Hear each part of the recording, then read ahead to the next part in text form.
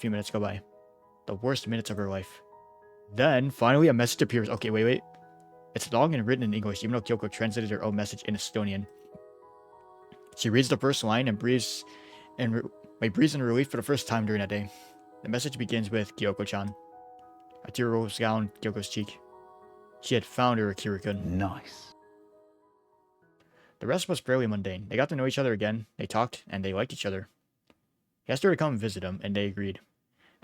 They lived together in Tallinn, then they moved to Japan together. Ooh. There, they got married. Kyoko opened her eyes and felt tears rolling out of them. They lived together for 5 years, thought about having a baby. They went in a house by the sea, and then... That thought finally broke the last of her defenses. She couldn't hold back her emotions. Her soul was being torn apart. She wanted to scream, hit her head against the wall, break her knuckles. This is not how it was supposed to be. Why did you leave? She was cursing her ex-husband, and her anger started to subside. It was replaced with sadness. She knew this would happen, and she told herself that. She hoped that she'd feel better eventually, that reading the notebook would help her let him go. But it didn't. She couldn't let him go. Her eyes welled up again, but this time Kyoko didn't try to hold back. She knew tears were all she had left. An hour later, she was sitting in a cab. The purring of the car was soothing, but Kyoko was afraid to fall asleep. She made a decision. A stupid, impulsive, illogical decision. She's going to visit him. She didn't care it was late or that he was on the other end of the city. Kyoko felt she had to.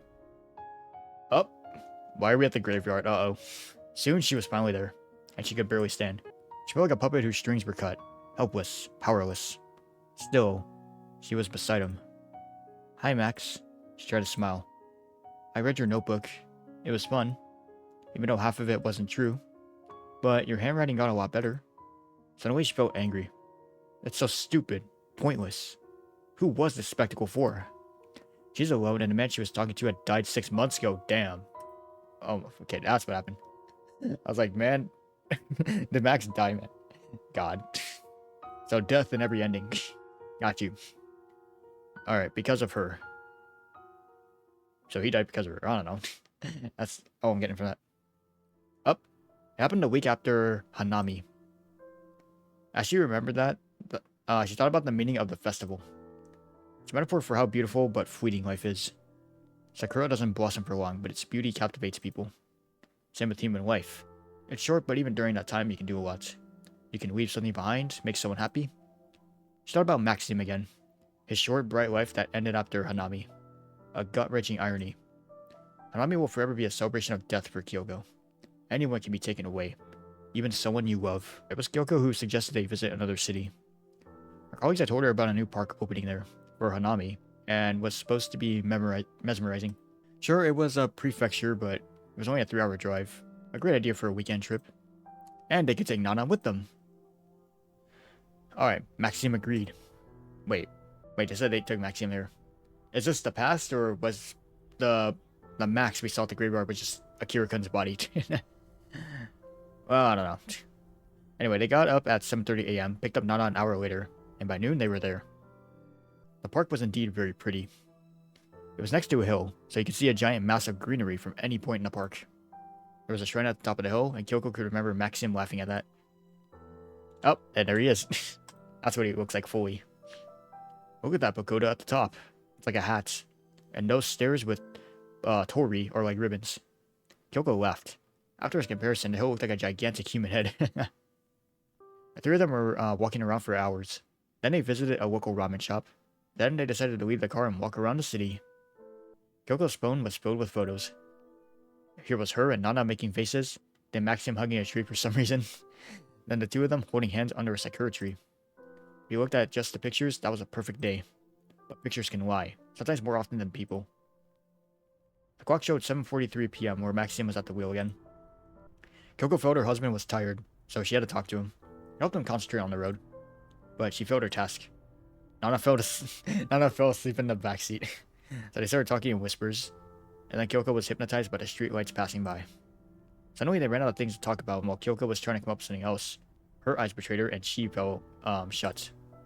If only I hadn't fallen asleep. Oh, wait a minute. Yeah, now she said, if only I hadn't fallen asleep, I think I know what happens. The rest of her memories were fragmented. Oh. Yeah, that noise. She remembered the pain in her chest that grew stronger whenever she tried to move. She remembered the deafening ringing in her ears. She would forever remember the nightmarish reality that she would wake up to. The reality she wouldn't believe at first. Oh my god. Yep. Okay, death and every ending. Her husband was sitting right next to her. Well, not sitting, but hanging from the safety belt, and his head was covered in blood. Kyoko couldn't remember his face, but for some reason, she remembered the blood dripping from the tip of his nose. She wanted to turn around and look at Nana, but the strength left her body. Her next memory was of a strange man holding her in his arms. A woman next to him screaming. The man probably put Kyoko on the ground. The last thing she could remember were the stars. The sky was very clear that evening. Man, this is very sad. Like, yeah, Maxim Laas died that night. Nana Mihara suffered a head trauma and went to coma. Kyoko Shiane received a concussion, 2 broken ribs, and severe bruising. She spent a week in the hospital and was sent home. She wasn't there for long. She would be rushed to the hospital later that day. Oh, man. Okay, this is a really tragic ending. She didn't think it could be so painful. It felt like the universe wanted to finish her off as painfully as possible. With a migraine. Kyoko was lying on the floor by the window, pushing her palms against her eyes, afraid to move. The pain in her right temple felt like a million white-hot needles. All her emotions, feelings, and regrets were swept away by that pain. Kyoko felt like she was no longer there, also erased by that damn pain. This had never happened before. The sunlight was the worst. She could get used to the ringing of the bell, her heart, but the white spots of white on the floor and the furniture were blinding, even with her eyes shut. Even though her eyelids could see sparks and shards, and they hurt too. She hadn't expected that. She didn't know what to do. All she could do was curl up in a ball, try to turn off all her sensations, and push her pulsing temple against the cold floor. Even breathing was too scary, too loud, too painful. Oh, pfft. The sound of the doorbell exploded like a bomb in her head. It was like an electric shock going through her whole body. Kyoko wanted to push her head into the floor 1,000 times harder, but it wouldn't help. She was all pain. Oh. Alright, somebody coming in. Then, she heard a familiar voice. What's wrong? Trying to overcome the pain, Kyoko tried to understand who it was. She couldn't open her eyes. Soon she felt soft hands on her face. Don't touch me, she wanted to scream, but she could only whisper. The hands backed off. Kyoko knew she had to explain herself. My head hurts. Sound, light, make it worse, she whispered slowly. Her mother's voice came in very quietly. Do you have painkillers? Don't remember. I'll go get some. After that, she heard quiet footsteps and the sound of a carefully closed door.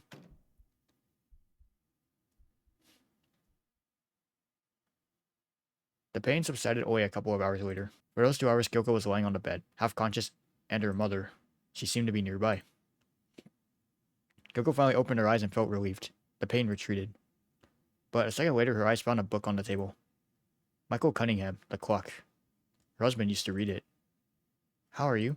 Her mother's voice scared Kyoko. Better, thanks. She replied and marveled at how quiet and emotionless her voice sounded. Like a terminal patient's voice. I have to pull myself together. I got you painkillers. Her mother pointed at a dark bottle with medicine on the table. Keep it around. This is the only one that helps with my migraines. You get migraines too? But her mother wanted to ask something else. You haven't changed your mind? Wouldn't you like to stay with us for a while? Kyoko knew her mother was just being supportive. But she couldn't stay in her house, especially now. Not anymore. Not after she almost killed Nana. How would she look her stepdad in the eye? No. I want to be alone for now, she answered adamantly. She wanted her mother to leave, but that woman didn't seem to understand that, or didn't care. She only left half an hour later, after claiming she'd come visit every day. Kyoko only smiled sarcastically in reply. Kyoko closed the door behind her mother and went to the kitchen. She didn't have to hold back anymore. Every item in her apartment reminded her of him. His glasses, his clothes, his books. It was like being locked in a house with a ghost. Wherever she went, whatever she looked at, he was everywhere. If only she hadn't fallen asleep. Suddenly all strength left her and she fell to her knees. I'm sorry, but she'd already made a decision. That was what helped her get up. Perhaps this would count as... Wait, Shinju. Shinju. She didn't know if they'd meet each other in heaven. She only knew one thing. She had no more will to live. Uh-oh. Kyoko... Ah, no. Kyoko took a kitchen knife and pushed against her arm. She took a deep breath. Closed her eyes. And here we go again. A haunting image appeared in her mind. That. I'm sorry, she whispered and sliced her arm. It hurts. She hadn't thought of the pain. She didn't think it would be like this. Her arm was burning and she instinctively wanted to press on the wound, but she couldn't. She wanted to make a fist, but couldn't. Her hand wasn't working. My tendons are cut, she realized. I have to stay strong. It'll be over soon. Soon her palm was numb and she couldn't feel the warmth flow across it anymore. Very soon. Kyoko's head was spinning. She lost consciousness and fell down.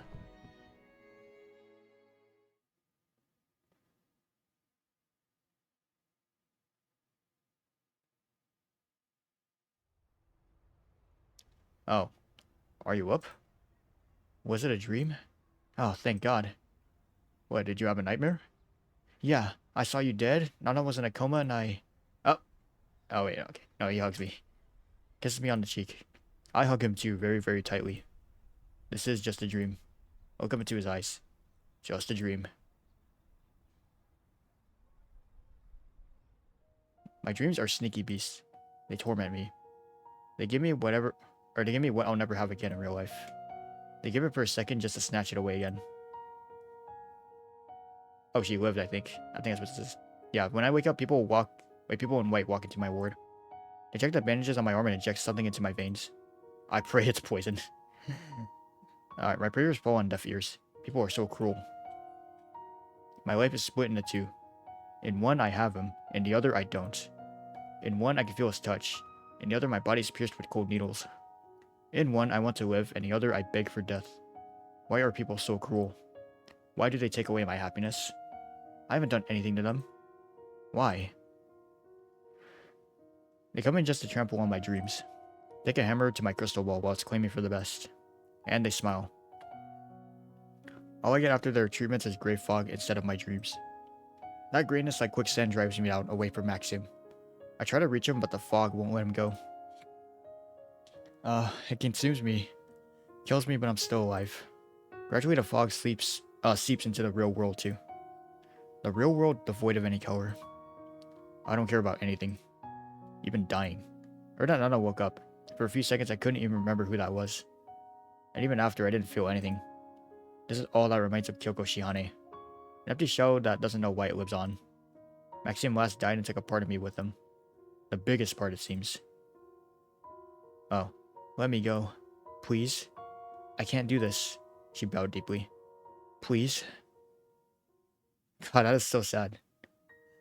Wait, a sudden noise made her straighten up. She heard steps from behind. Just a second before, there had been nobody there. It's a ninja! Sorry. Kyoko turned around and froze in amazement. Up? Wait, it was him. Maxim. Her husband, alive and healthy. Instinctively, Kyoko reached for him. She couldn't believe it was true. But you died. Who are you?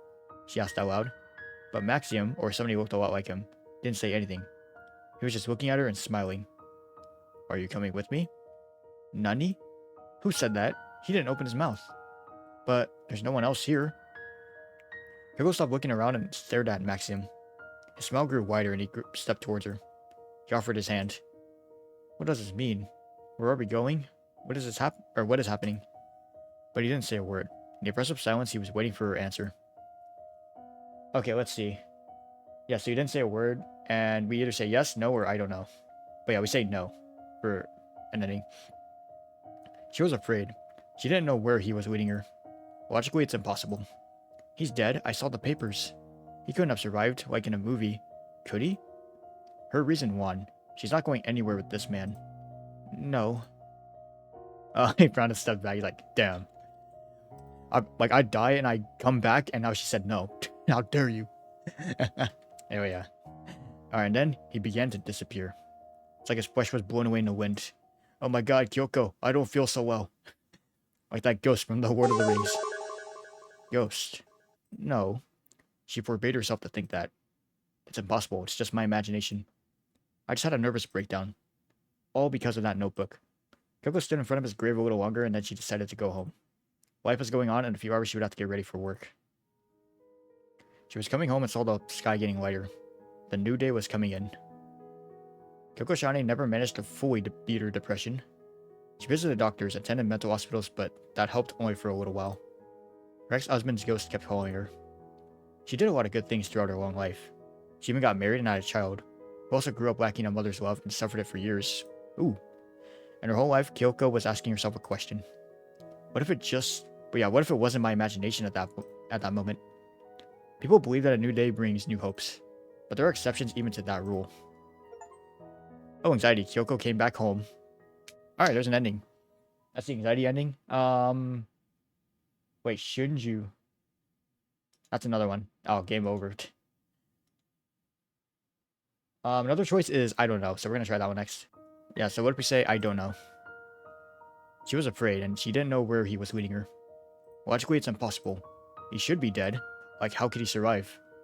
Kyoko was looking at this creature and couldn't make up her mind. I don't know. He frowned and stepped back, and then he just disappeared. No, wait! But it was too late.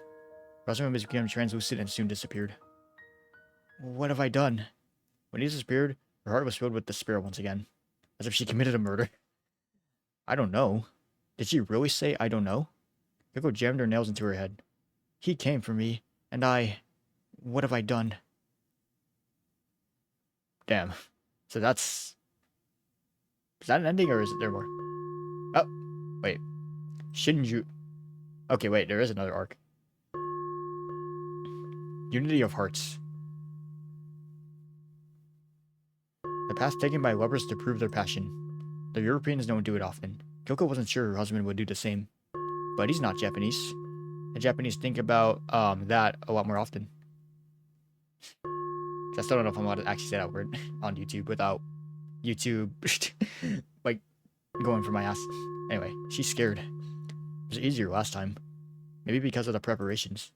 Back then she acted quickly. She had no time to fear.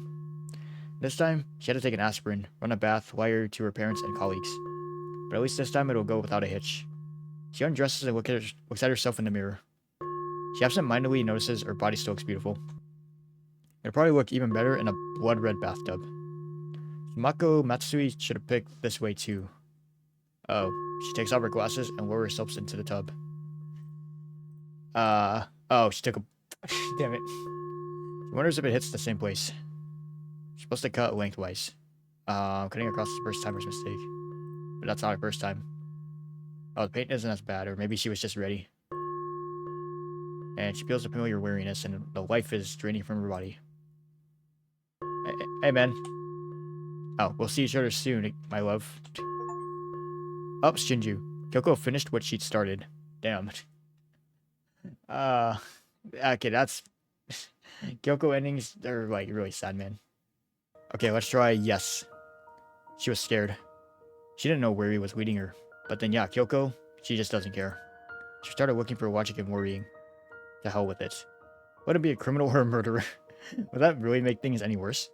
Nothing was holding her in this life. Even Nana grew older and became distant. She was all alone. Yes, she replied and held out her hand. But at that moment when their hands were supposed to touch... Oh. Damn it, man. It was like the illusion of choice, almost.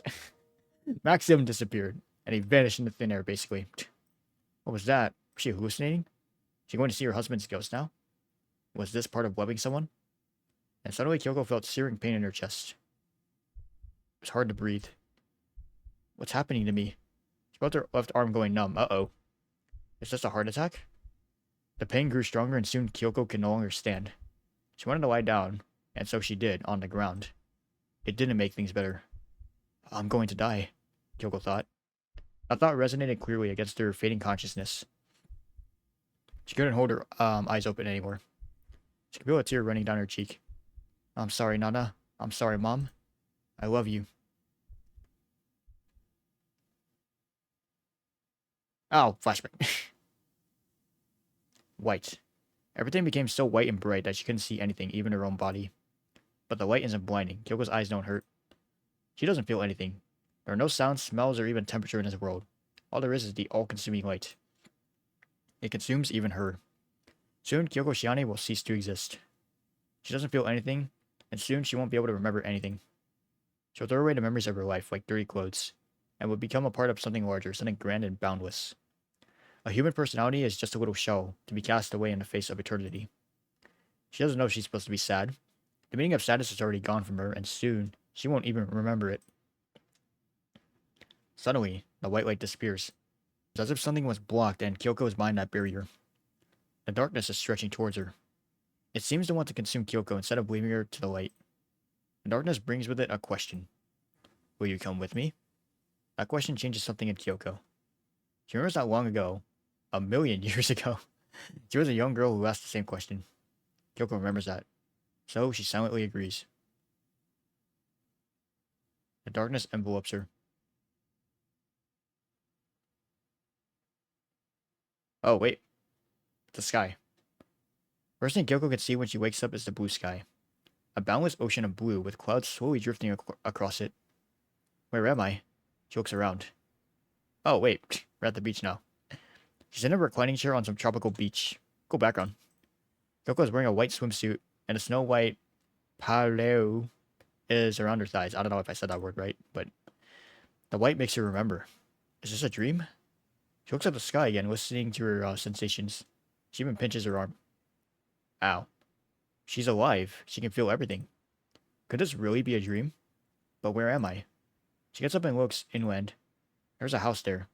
She remembers that they had seen a house like this online and wanted to buy it one day. Then she sees her husband. And then she can remember everything.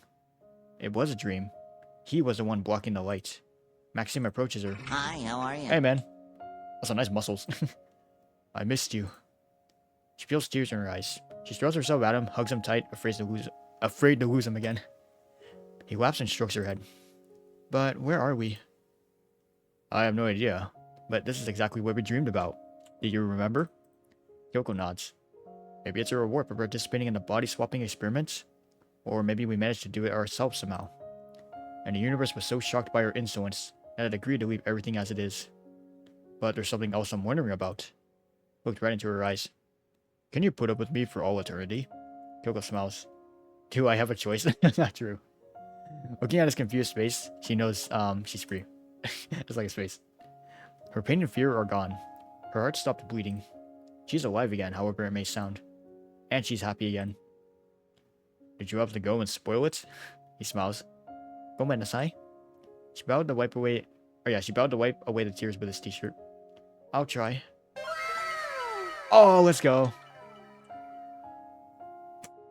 Yeah, I like that. Okay, another screenshot because the achievement thing was in the way. I didn't read the achievement though, sorry. So there you go, good ending. Oh, Kyoko Shihane's body was discovered by cemetery workers.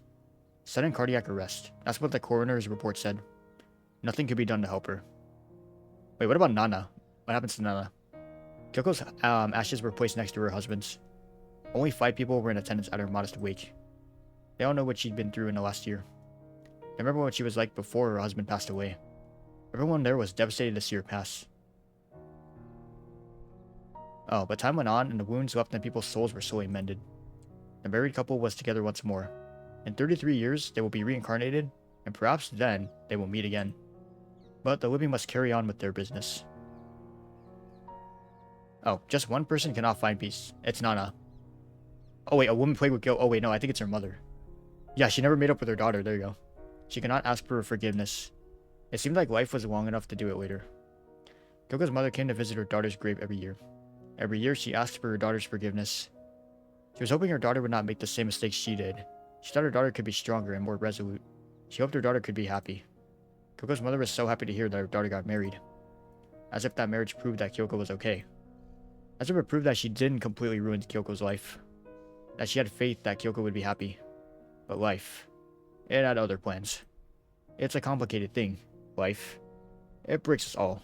Takes us to unfathomable heights, only to send us careening back down. It grinds down our minds and our bodies with disease, and there's nothing we can do about it.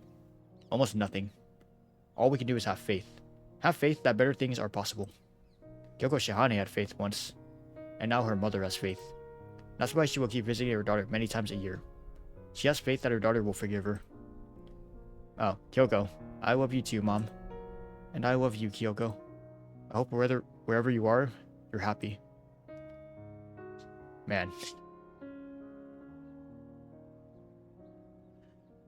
That was a lot to take in. Oh, wait, we have credits here. What the hell? Wait. Okay. So both, Kyoko and, Haruko's, endings had these, like, the good endings. Alright. Wow, that was really well written, actually. That put me through so many emotions, honestly.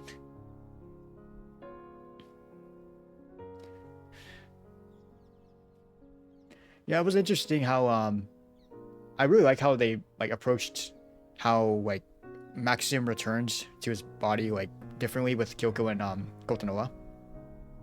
The end. Like, I really liked it. Because, like, they had different reactions to it. Or at least, like, different scenarios what happened. Like, for, Kotonoha, like, it seemed like she died. But then, when Max came back to his body, it's like, actually, no. Like, time kind of went back. And now, like, you have time to save her. And then with Kyoko, like, he went back to his own body. But eventually, Kyoko was like, crap, let me see if I can find this guy again. And that happened. But it was interesting that, like, in Haruko's ending, like, technically, both of them lived, but then, in Kyoko's ending, like, they both kind of died, and then they're like, we feel alive, though. So, the endings were not what I expected, actually, especially, like, their characters. That was really interesting. So, I'm really happy that, like, they contrast each other pretty well. Yeah, honestly, like, we completed Kyoko's route pretty fast, because we already had, like, some of the endings/achievements. So, yeah. I recorded this, it's an hour long, so it's probably going to be, like, at least 2 parts, like 2 to 3 parts, maybe. But yeah, like, honestly, this game, loved it so much, dude. Like, the devs did such a good job, and hopefully, if they make another visual novel like this, I can play it again. Man, that was fun. Alright. But yeah, I guess that concludes my summer adventure, Memories of Another Life. Amazing visual novel. So yeah, hopefully you guys enjoyed the series. It was such a long ride, I know, but honestly, it was worth it. So yeah, like, let me know if there's any other visual novels you'd like me to play. I do have another one I'm gonna play soon. We'll see when that goes up. But yeah, like I said too, like, if the dev makes another visual novel like this, I'd be willing to play it, honestly. Like, this one was a lot of fun. Anyway, with that said, oh yeah, like, that's basically it. I guess I would just see you guys next time. Peace.